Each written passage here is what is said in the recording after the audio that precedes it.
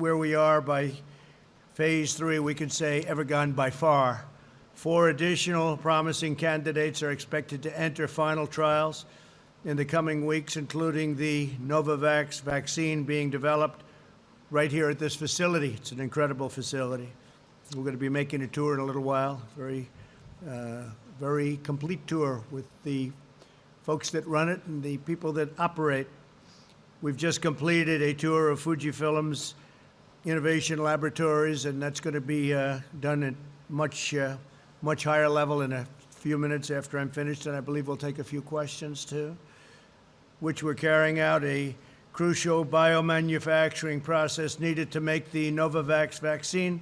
This production is made possible by my administration's $1.6 billion award to Novavax as part of Operation Warp Speed. It lets us deliver the final product in a time that never has been achieved anywhere at any time for anything like this. These same manufacturing processes are being conducted on an even larger scale in College Station, Texas. Today, I'm proud to announce that HHS has just signed a $265 million contract with the Fujifilm Texas A&M Innovation Center, which is quite the place, to dramatically expand their vaccine manufacturing capacity. I want to thank Fujifilm CEO Martin Meeson for welcoming us today. And Martin, where is Martin? Thank you. Thank you very much, Martin. It's really wonderful to be with you under these circumstances, in particular, with all the progress that's being made. As well as Novavax CEO Stanley Erck. Stanley, thank you very much. Thank you very much for being here. Thanks also to Secretary Alex Azar, who's with us. Senator Tom Tillis, thank you very much. Thank you, Tom. Stand up, Tom. Good job you've done. Thank you very much. You really have. Representatives Richard Hudson, David Rouser, Mark Walker, Dan Bishop, and Greg Murphy. Thank you. All friends, all warriors. Lieutenant Governor Dan Forrest, who I hear is doing a great job. Where's Dan? Stand up, Dan. Great job, Dan. Really good. North Carolina House Speaker Tim Moore. Thank you, Tim. Great job. And President Pro Tem of the North Carolina State Senate, Phil Berger. Thank you, Phil, very much. I appreciate it. Operation Warp Speed is funding a historic portfolio of highly promising vaccine candidates. In addition to our $1.6 billion investment in Novavax, we've issued a $483 million contract with Moderna, a $1.2 billion contract with AstraZeneca, a $465 million contract with Janssen, and just last week, a $1.95 billion agreement with Pfizer. Tremendous progress is being made with all of those great companies. A groundbreaking agreement with Pfizer includes a guarantee to deliver 100 million doses shortly after the vaccine's approval, almost immediately, with the option to purchase an additional 500 million thereafter. Not only is Operation Warp Speed accelerating the development of a vaccine, we're also directing a colossal industrial mobilization to ensure its rapid delivery. Nothing's happened like this since the end of World War II. Instead of the usual sequence of vaccine development, testing, and trials, followed by production, our strategy is to conduct these phases simultaneously, so everything goes at one time. We're not waiting and waiting and waiting. It's all going at one time. We have a system that has, I think it's unparalleled, never been done before, but we suspect it's going to work and work very well. We're mass producing all of the most promising vaccine candidates in advance so that on the day one that it's approved, it'll be available to the American people immediately, and we'll probably have a lot for a lot of other people throughout the world. The world is suffering from this China virus. Another dimension of Operation Warp Speed is our focus on therapeutics to treat the virus. Over 140 clinical trials are underway, and a number of effective therapies have already been developed and widely delivered, including remdesivir, which is having a tremendous impact. You see that with mortality rates and other things statistically. Dexamethasone, convalescent plasma, and antibody treatments. We have numerous treatments right now that are under study, and I think over the next couple of weeks we may actually have some very positive answers as to that. On July 7th, we announced a $450 million agreement with Regeneron to begin advanced manufacturing of its antibody treatment, which is currently in late-stage clinical trials. Late stage.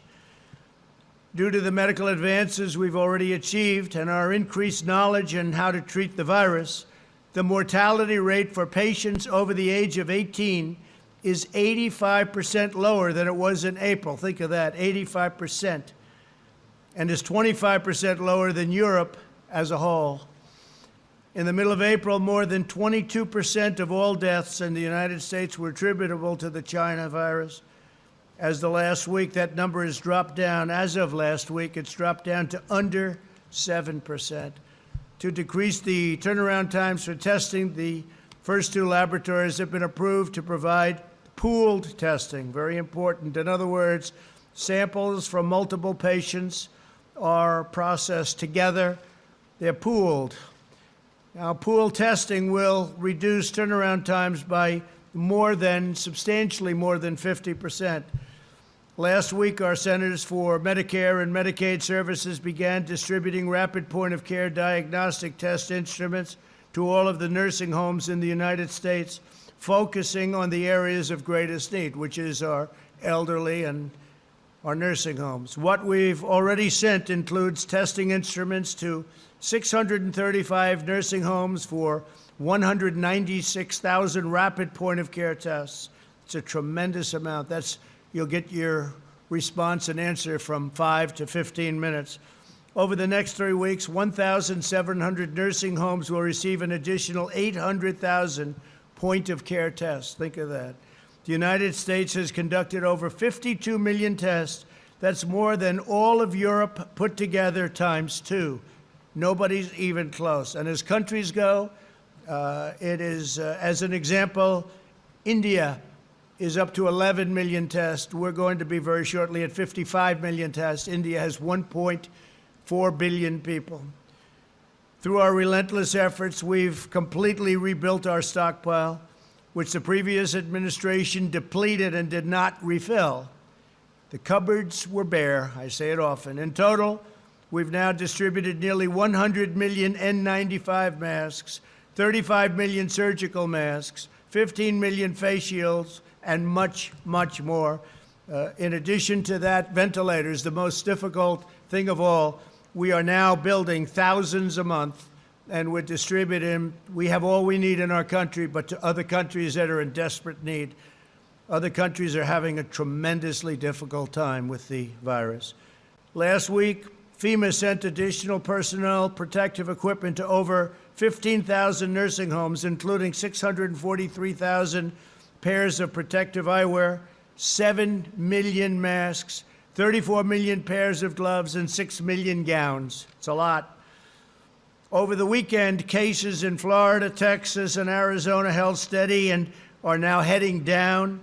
In Arizona, they're heading very substantially down and rapidly. We've been constant and in constant communication with the states and are surging them resources when requested. They largely had what they needed, but anything they need, we send them immediately. We are totally full. We have everything we need. We get it to the states immediately. We deal with the governors. The relationship with the governors has been very good. These states are not out of the woods, but rigorous compliance with guidelines should allow them to turn the corner and very, very quickly. We are working with every governor and health commissioner across the country to bring a complete individualized analysis to each state, as well as tailored recommendations. States are different. My administration is also closely monitoring the surging caseload in Latin America, which is now the region in the world with the most active reported infections by far. Due to the relative scarcity of testing in Latin America, however, the region's reported number of cases is also likely to be dramatically undercut or undercounted. And I can say that's probably true throughout the entire world. We report our cases. Most of the world doesn't. They either don't do testing, therefore they have very few cases, even though people are sick, or they just don't report. And given the reality of what we just said. We're focusing aggressively on the Texas border and countries that we think have to be watched very, very carefully, because you have some very, very highly infected countries outside of our borders. I've spoken with Governor Abbott, terrific gentleman, and I can report that over 3,300 federal personnel are on the ground in Texas. We've given them a tremendous amount of extra help, including doctors, nurses, frontline people. We've supplied Texas with more than 2.5 million gloves, 800,000 goggles, 337,000 surgical gowns, 1.8 million surgical masks, 1.36 million N95 respirators, and 500,000 KN90 masks. Beginning this week, Texas hospitals will receive 500 cases of remdesivir, which has proven very effective, enough to treat 3,200 patients. In addition to the cross-border spread, this stage of the pandemic is being fueled by younger Americans who generally have little risk of being seriously harmed by the disease, but can spread the disease. We need all Americans to be conscious about their actions and to exercise extreme vigilance. I trust all Americans to do the right thing, but we strongly advise everyone to especially focus on maintaining a social distance, maintaining rigorous hygiene, avoid large gatherings and crowded indoor bars, and wear masks when appropriate. We also strongly urge citizens to take extra precautions to shield those at highest risk, which are, in most cases, in many cases, the elderly, especially the elderly with medical problems such as heart or diabetes. But you want to shield them, and you want to guard them, and you want to protect them from the virus, especially those that are really targeted, almost targeted, you could say, by this horrible, horrible plague, this horrible epidemic, pandemic. America will develop a vaccine very soon, and we will defeat the virus. We will have it delivered in record time.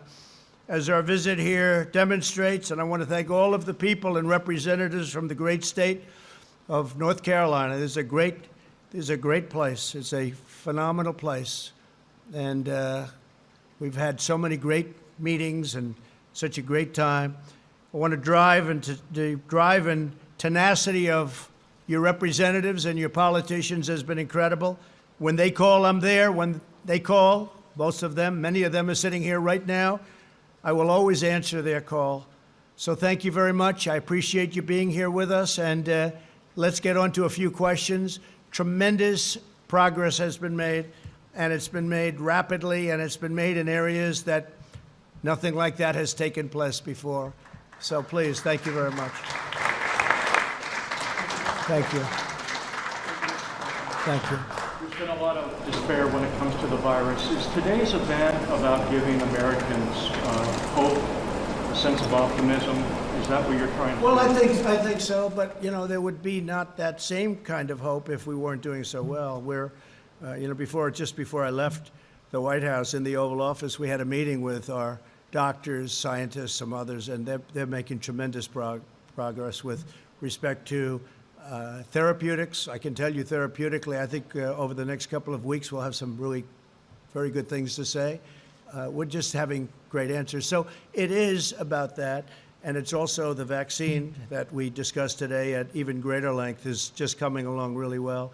And it's not just one company, it's many companies have had tremendous progress. So that'll be announced over the next very short period. Do you expect the vaccine to be ready for Americans to? Well, I heard very positive things, but by the end of the year, we think we're in very good shape to be doing that. By the end of this year, we're going to be, in terms of the vaccine, I think in terms of therapeutics, even sooner than that. Therapeutics meaning you go and you give somebody, whether it's transfusion or shots or whatever it may be, and they heal, and they heal quickly.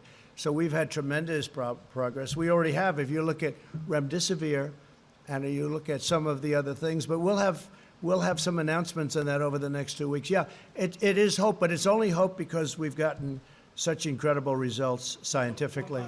Yeah. You did talk with Russian President Vladimir Putin, and I wanted to ask if you did bring up the reports of Russia having bounties on our soldiers in Afghanistan? We don't talk about what we discussed, but we had plenty of discussion, and I think it was very productive. Please. Larry Kudlow earlier today said that the V-shaped recovery is showing signs of moderating. Do you think, given what we're seeing with an increase in cases, that the recovery could be in jeopardy at all, the economic recovery? I don't think so. I think the recovery has been very strong. We've set record job numbers. We've set record numbers. Whether it's a pure V or a little bit less than that, I think it's going to be very good. If therapeutically we come up with some answers very quickly, which I think we will, then you're going to have a tremendous recovery. Likewise with the vaccines. If you do that by the end of the year, that's ahead of schedule, substantially ahead of schedule, and it's ahead of anything that's ever taken place in terms of vaccines before. So I think if those things happen, if just one of those events happen, you'll go right back into that V, and I think you're probably in the V anyway. I really do believe a lot of the governors should be opening up states that they're not opening, and we'll see what happens with them. But a lot will have to do with the fact that therapeutically, I think you can have some great answers. Vaccine-wise, likewise. Yeah, please go ahead in the back. Zachary Yates from the Raleigh News and Observer. Now that you've canceled the Jacksonville portion of the RNC, do you think Governor Cooper made the right choice in limiting attendance in Charlotte? Well, we're actually coming to North Carolina, as you know, and we're having a very major, I guess that would be the nomination night, so that's Monday. That'll be Monday. They're going to be here. And the rest we'll do in a different form. We could have done it many different ways, but I think we did the right thing, and I'm really happy that we're going to be having a piece of it, at least, and a very important piece, in North Carolina. Yes, please. Go ahead. Mr. President, your poll numbers suffered in recent months because of your handling on the pandemic. They're here now today. What's your plan going forward to prove to Americans that you're the right person? I think the poll numbers are very good. The poll numbers we have are very good. We're leading in North Carolina. We're leading in Pennsylvania. We're leading in Arizona. Our numbers. We're leading in Arizona. We're leading nicely in Florida. I think our poll numbers are very good. We're leading substantially in Georgia. I mean, we get a lot of suppression polls. We get a lot of fake polls, just like we have fake news. I mean, it's a terrible thing when you look at it. But I had the same thing 4 years ago. I was losing everywhere. I had poll numbers where I wasn't going to win any state, and I ended up winning every one of them. You know, the swing states. I wasn't going to win any of them, and I won all of them. And I have the same thing this year. This year they have it even closer. They have it closer, but it's the same suppression-type polls. We have polls that show me leading in almost every swing state, and substantially in other states by even more than I won in 16. When you look at Florida as an example, you have thousands of boats out of the ocean, out on the intercoastal. You look at other states where likewise you have thousands of boats, and they're all waving the Trump sign, Trump-Pence sign, and they're so proud. Thousands and thousands, you've seen it, where you have bikers for Trump with lines that are miles long on highways going along on weekends. I think there's more spirit now than there's ever been for my campaign, and that includes 2016, where obviously there was great enthusiasm, great spirit. We had great spirit. I think there's more today because what we've done, nobody's ever done before. Nobody has ever rebuilt the military, cut taxes the most in our history, created the greatest economy we've ever had, cut regulations at a level that nobody's ever done. And all of these different things, the VA, we got VA choice. We got VA everything for the VA. Right now, they had a 91% approval rating in a recent poll. I was just speaking to the secretary, 91% in the VA. That's never happened before. I think when people see all that we've done, even Space Force, we created a force, an actual, you know, Army, Navy, Air Force, Marines, right? It's pretty amazing. Coast Guard, and now Space Force. That hasn't happened in 75 years. What we've done, working with some of those warriors over there, by the way, but what we've done has never been done. If you look at Alaska with ANWR, one of the, perhaps the biggest drilling site in the world, even Ronald Reagan and Bush and Clinton, everybody wanted to get it done. I got it done. ANWR in Alaska, probably or possibly the biggest drilling site in the world. Now, what we've done has been incredible. Recently, it looked like the energy business was going to be a catastrophe. We were number one in the world, and then we had the pandemic, and nobody was using energy. Nobody was driving in automobiles. No gasoline. And by the way, gasoline prices for everyone are very, very low. In many cases, less than $2. That's pretty incredible. And I saved the energy business. I got Russia and I got Saudi Arabia on the phone, and they cut way back, and we're now at $40 and plus a barrel, and we're saving tens of millions of jobs in energy. We're the number one in energy in the world. So with all that we've done, we made and brought this country to the greatest point in its history. We never had an economy like we had prior to the China plague or China virus coming in. We never had numbers like it. We are going to have them again. And everyone knows I'm going to rebuild it. I had to close it up. We saved millions of lives by closing it. If we didn't close it, you would have seen numbers that would have been 15 times what you have right now. One death is too much, but it would have been 10 to 15 times, maybe more than that, what you have. We closed this greatest economy ever, far bigger than China, better than China. China was having, by the way, the worst year they had in 67 years, tariffs. They paid us tens of billions of dollars.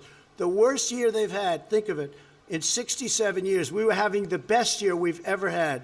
I had to close it, and now we're reopening it. And next year will be stronger. It'll be the strongest year so far. It'll be better even than last year.